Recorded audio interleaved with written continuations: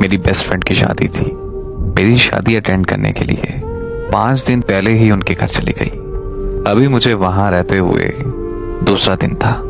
मैं अपना फोन सुनते सुनते छत पर चली गई और वहां मुझे एक कमरा नजर आया जो बाहर से बंद किया हुआ था।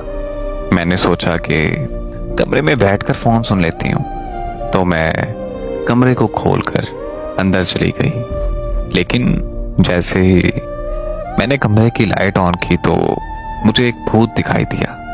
भूत को देखते ही मैं चीखी और चीखते हुए कमरे से बाहर आ गई। मेरी चीखें सुनकर घर के सब लोग इकट्ठे हो गए। तब मेरी दोस्त ने बताया कि अरे पागल, वो भूत नहीं बल्कि 4 बहनों का इकलौता भाई है और पागल होने की वजह से उसे ऊपर वाले कमरे में बंद किया हुआ है। दोस्त की ये बात सुनकर मेरा खौफ कम हो गया और मैं नॉर्मल हो गई।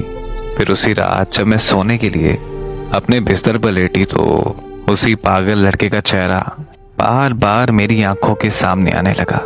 बिखरे बाल, अजीब दाढ़ी, नम आंखें, फटे कपड़े और हाथ पांव जंजीरों से बंधे हुए।